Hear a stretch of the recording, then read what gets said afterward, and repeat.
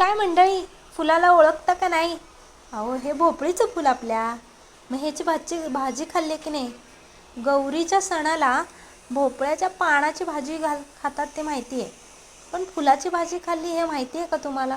चला तर मग आज माझ्या सासूबाईंच्या हातची रेसिपी तुम्हाला दाखवते. भोपळीच्या फुलाची भाजी.